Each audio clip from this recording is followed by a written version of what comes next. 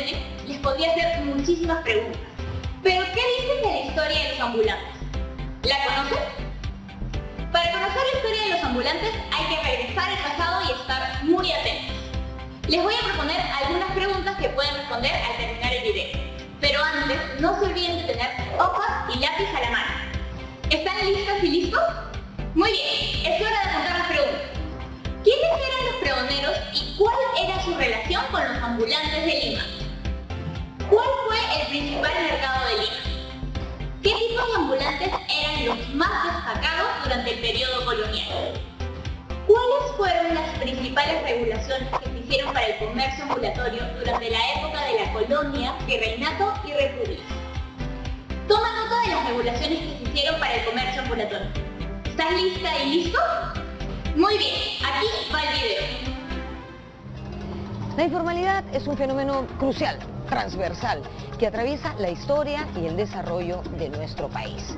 El día de hoy vamos a hablar de un tema íntimamente ligado al fenómeno informal y me refiero al comercio ambulatorio.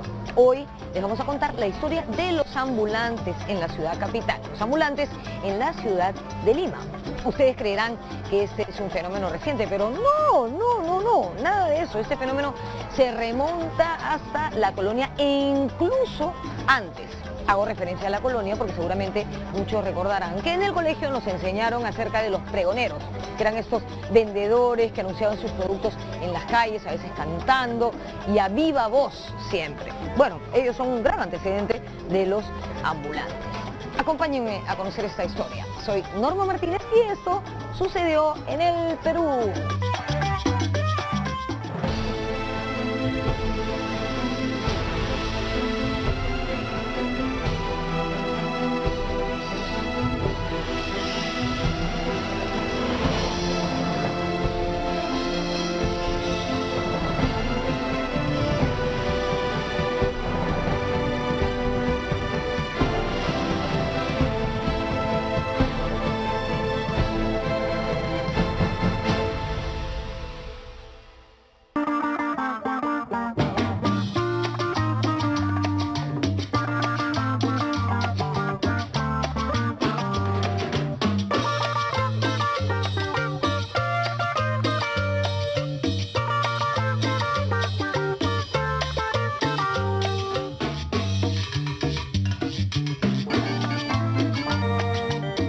Llamamos ambulantes a los vendedores de la calle, a las personas que comercian en plena vía pública, que venden algo y reciben un pago.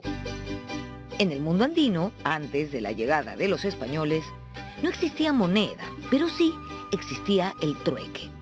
Se dice que en los días festivos, en los catu o mercados prehispánicos, los indígenas intercambiaban vegetales a cambio de maíz. Su característica principal fue que era un comercio temporal, a diferencia del hispano, que era cotidiano. Se realizaba a través del trueque y rescate, que era una condición indispensable para los indios de aquella época.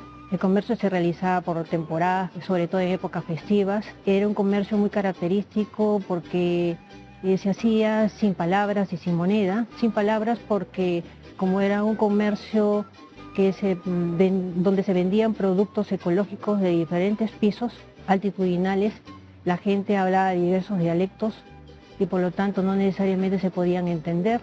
Y por otro lado era sin moneda porque no existía y el maíz hacía las veces de ese sistema de valor de cambio porque era un producto muy apreciado en todo Perú. Con la conquista española, los catu andinos dieron paso a los mercados hispanos.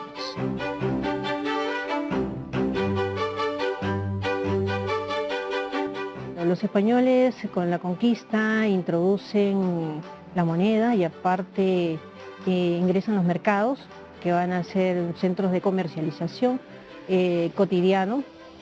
Se instalan estos lugares en las principales plazas públicas, ingresan los pregoneros, los vendedores ambulantes que deambulan por las calles. Los primeros vendedores ambulantes en la época colonial fueron principalmente españoles empobrecidos y después se ingresaron ya las castas de las clases morenas y posteriormente, casi en el siglo XVII, los indígenas.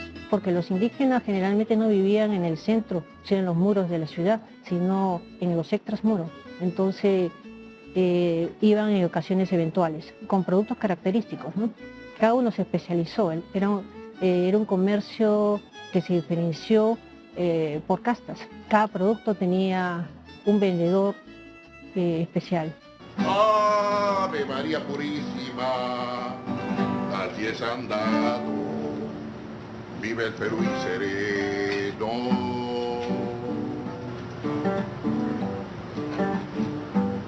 Ave María Purísima, las 10 han dado, vive el Perú y sereno. Desde la conquista española hasta la independencia, el principal mercado de Lima era la Plaza Mayor. Por ahí circulaban todos los ambulantes que vendían a pie, pero también los que montaban y desmontaban diariamente sus puestos. Las cocineras se lucían y la afluencia de gente crecía mucho más en fechas festivas. La gente acudía masivamente a la misa de la catedral y al salir se agolpaban a comer. A veces en las mañanas había mucho sol y en las noches pues el mercado era mucho más fresco. Pero lo que más se vendía en las noches, cuando no eran épocas festivas, era pues las mazamorras. Y en épocas festivas sí, esto duraba, sobre todo en Navidad, en épocas de procesión, sí era todo el día, ¿no? La venta en estos mercados.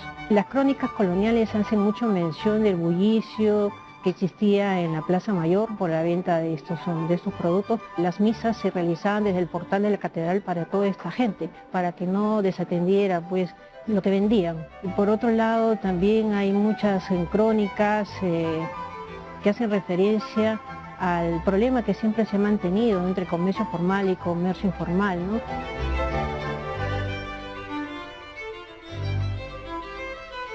Los tipos de ambulantes más destacados del periodo colonial fueron el mercachifle, la recaudera y el regatón. El mercachifle era el típico ambulante. El mercachifle es el que vende los productos por menor y lo lleva a veces en una mula o lo lleva cargado en el hombro o en el pecho, llevando su producto y ofertando. Estos vendedores ambulantes al comienzo van a ser de la parte del negocio en la cual no se metía el español, porque el español por su rango social no podía meterse en oficios para ellos menores. Especialmente eran esclavos, libertos e indígenas.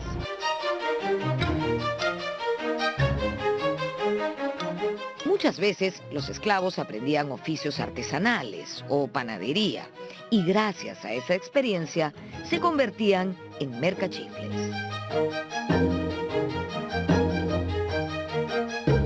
O incluso el dueño del esclavo, el español, va a darle algún tipo de productos para que lo venda a su esclavo y con eso agenciarse de dinero. Pero también los indígenas, porque los indígenas traían los productos de la sierra, de la parte de las haciendas que circundaban Lima, productos perecibles para venderlos. La recaudera era la que vendía sus productos en las plazas de Lima. La famosa vendedora de la plaza. ¿Ya? Estas vendedoras tenían cantidad de productos que vendían y ofertaban a los que paseaban, a los que circulaban por las plazas. Las plazas antiguas eran los mercados y ellas eran las que vendían especialmente en el suelo o en pequeños puestos. En este caso puede ser productos perecibles, vegetales, como también viandas, o sea, comidas. Algunas de las plazas que recorrían las recauderas eran, por supuesto, la Plaza Mayor, la Plaza de la Inquisición, el Baratillo o Santana. La antigua Plaza de Santana era el mercado de los indios.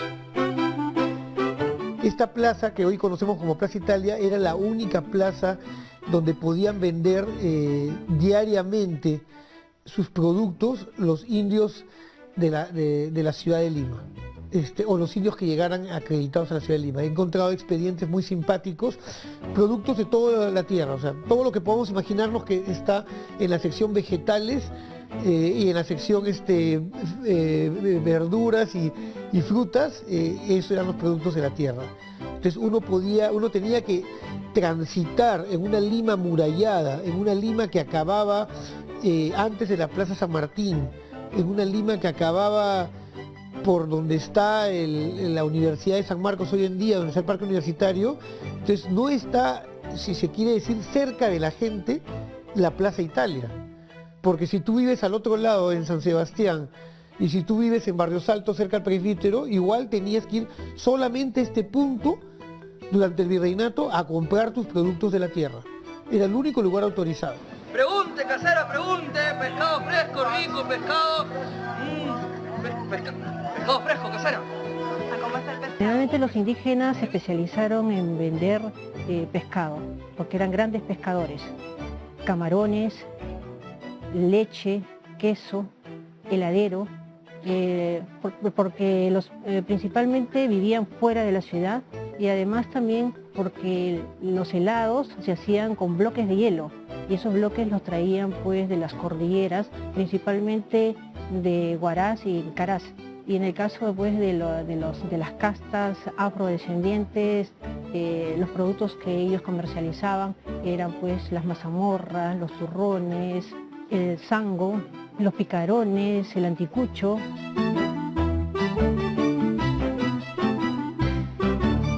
Normalmente las mujeres estaban vinculadas a la venta de productos alimenticios, ¿no?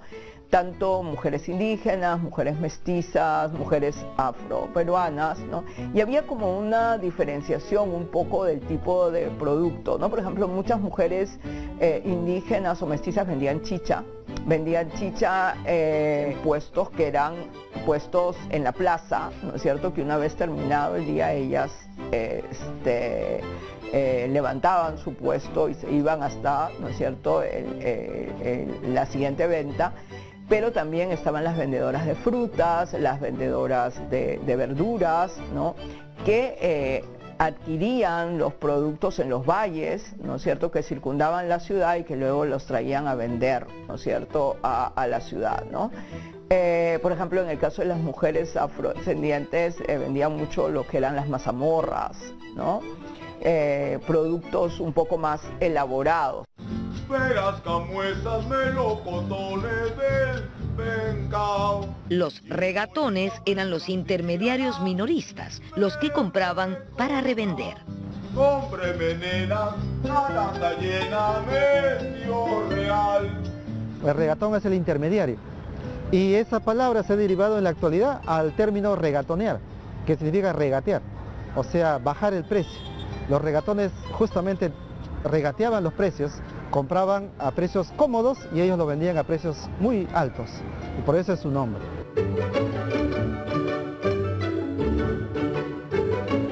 Los regatones fueron reprimidos y fiscalizados por las autoridades debido a la especulación y al sobreprecio de sus productos.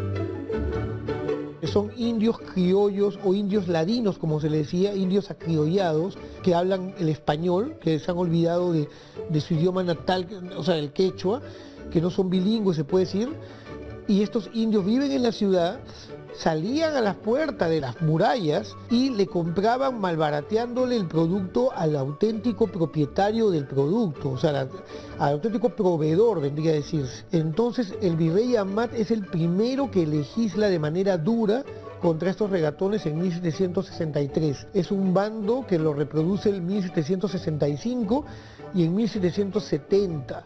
Luego tenemos al virrey Teodoro de Croix, a Gil de Lemos, tenemos al virrey Avilés, tenemos al virrey Abascal y tenemos a Pezuela atacando a estos regatones. Pezuela da el último bando de buen gobierno y ataca duramente a los regatones. Muchas veces, otros ambulantes eran acusados de ser regatones. Tenemos un típico ambulante que era necesario, él era el vendedor de leña, con qué cocinabas. Y otro vendedor que no era oriundo de Lima, igual como el vendedor de leña, era el ollero. Y encontré un expediente muy simpático de los indios olleros que le reclaman que se les devuelvan sus ollas porque no eran regatones y que habían entrado a vender ollas. Estos indios hacían sus ollas de barro y tenían el permiso para poder venderlas en la ciudad sin pagar y además entrar en cualquier momento a pregonar su producto.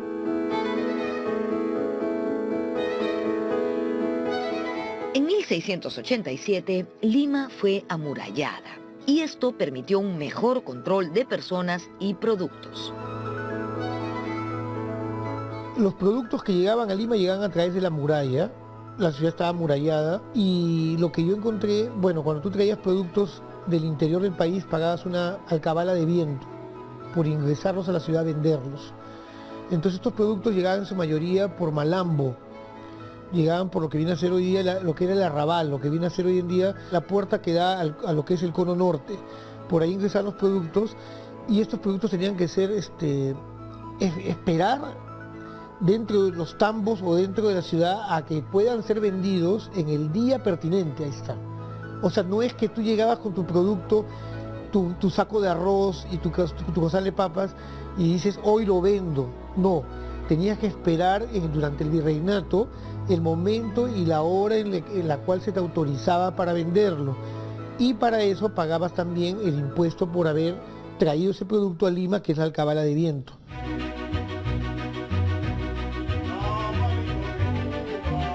Los cajones de Rivera eran tiendas ubicadas alrededor del Palacio de Gobierno y del Palacio Arzobispal.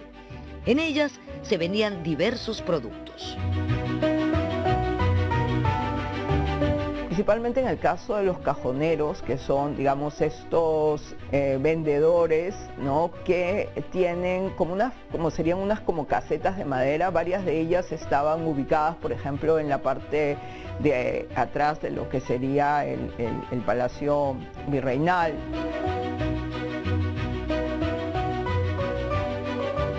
Las instituciones encargadas de controlar el comercio ambulatorio eran el Consulado de Comercio y el Cabildo o Municipalidad. El Cabildo va a ser la institución que vigila, ¿no es cierto?, esta cuestión de cómo se comercia en la ciudad, quiénes pueden vender, qué tipo de productos se pueden vender dentro de la ciudad, cuáles son los precios que se van a poner a estos productos. Y claro, eso le otorga obviamente al sector español la posibilidad de controlar justamente el comercio dentro de la ciudad, ¿no? Y cómo es que ese comercio se organiza, porque son ellos los que van a ser los regidores del Cabildo, ¿no? Entonces siempre hubo una mirada, ¿no es cierto?, de fiscalizar, de controlar. Los pícaros calientitos. Hay normas del Cabildo en las cuales dice que los comerciantes que están asentados en la plaza, así como lo han encontrado en la plaza, lo deben dejar. Es decir, así como han encontrado la plaza limpia, ordenada, sin ningún tipo de malestar en la población o en la misma infraestructura de la sociedad colonial, debían dejarlo. Y al final siempre había una persona encargada de justamente vigilar que no exista ningún tipo de tergiversación en ese tipo de normas. Y controlaba que todos los ambulantes, cuando se vayan a su casa, o sea, es decir, al anochecer, ya pudieran retirar sus productos, sus estantes y además dejar limpia la zona. No se muevan. Regresamos con un ambulante que se convirtió en virrey, con los pregoneros y con la relación entre ambulantes y boom gastronómico. Casa secundaria.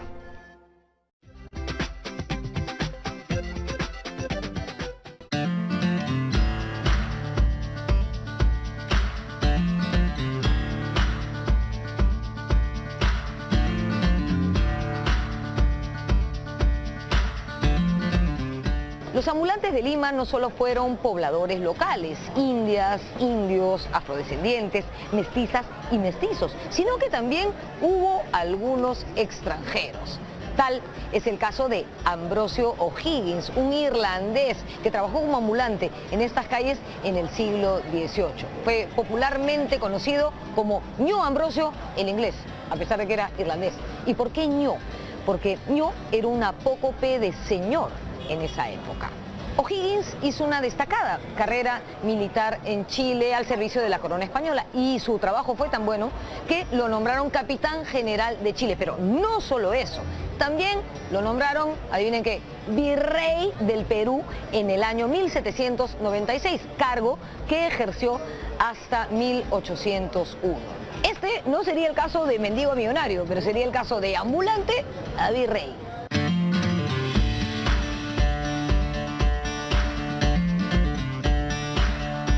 Cuando pasaba por la calle con su mula, todos le decían: "Ño Ambrosio, quiero telas, quiero hilos, quiero sedas, quiero medias", y Ño Ambrosio tenía que vender. ¿Ya? Entonces Ño Ambrosio es un personaje famoso. Después, con el tiempo, tuvo un cargo militar y poco tiempo después fue virrey del Perú.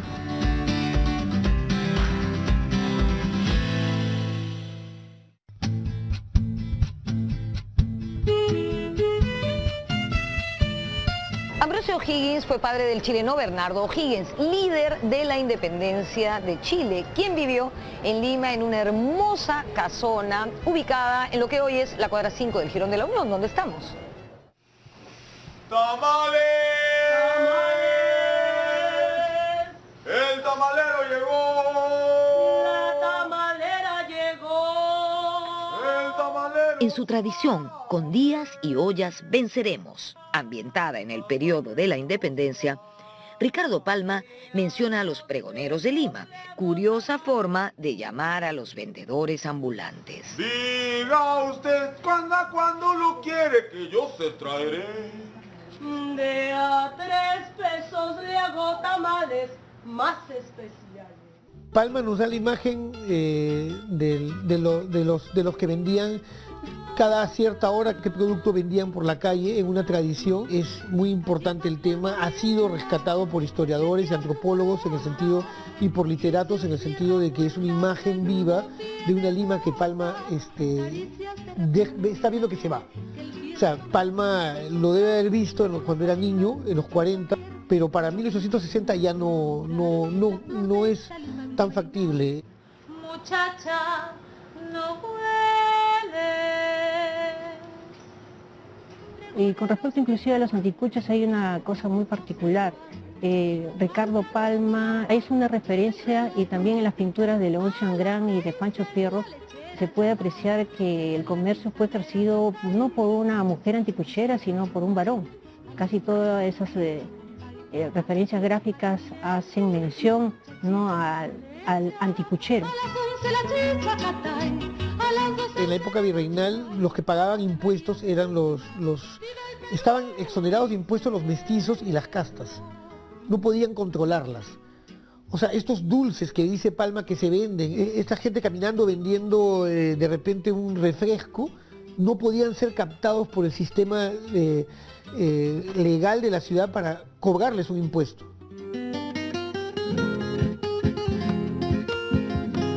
Al igual que Palma en sus tradiciones, los ambulantes fueron perennizados en el siglo XIX por los dibujantes extranjeros Léonce Angrand y Mauricio Rugendas, y sobre todo por el pintor afroperuano Pancho Fierro, cuyas imágenes de alegres vendedores callejeros recordamos todos.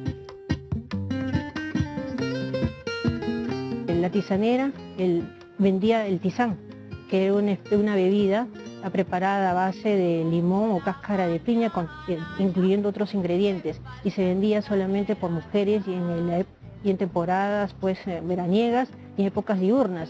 Y en cambio el antero vendía el ante, que era otra bebida, pero solamente para el consumo de varones. Se distribuía en las noches y estaba preparado en base pues al vino de almíbar, canela y otras frutas, ¿no? Hubo muchos ambulantes conocidos con nombre propio.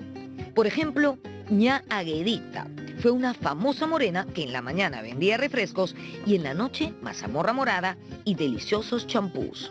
Así como Ña Aguedita, hoy nuestros ambulantes siguen leyendo muy bien la demanda del público y vendiendo productos diferenciados de acuerdo a los días y a la época del año.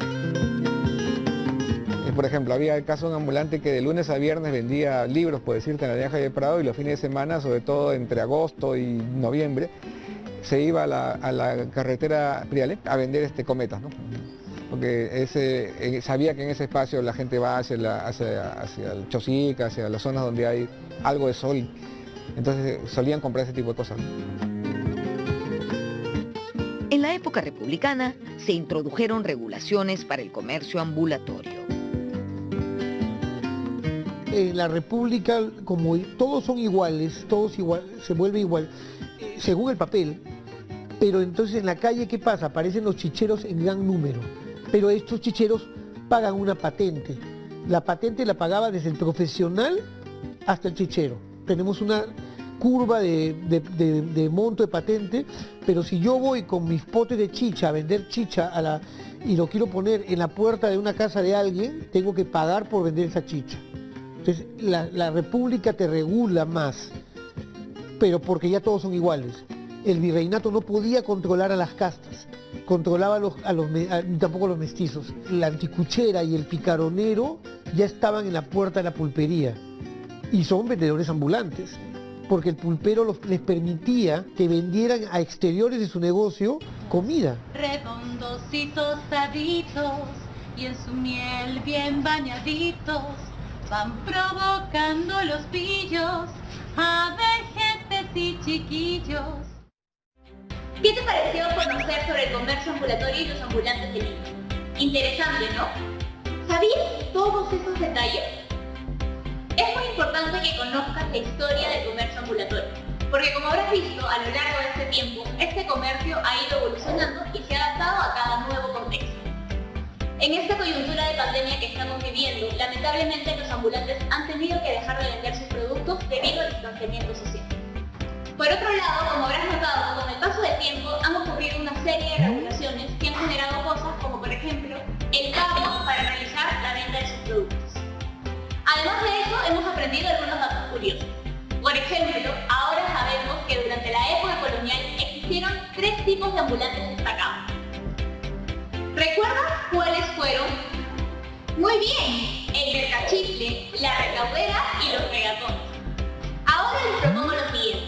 Conversa con tu familia o trata de recordar desde tu experiencia los distintos tipos de vendedores ambulantes que encuentras en tu entorno. A partir de esta conversación o de estos recuerdos, identifica si puedes encontrar en la actualidad 3 tipos característicos de ambulantes de la colonia y además qué productos venden.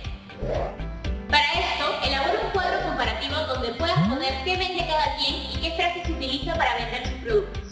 Luego, arma una pequeña línea de tiempo donde puedas poner las principales regulaciones que se vivieron en el comercio ambulatorio durante la época de la colonia, el virreinato y la república. No te olvides de guardar todo en tu portafolio y muchas gracias por tu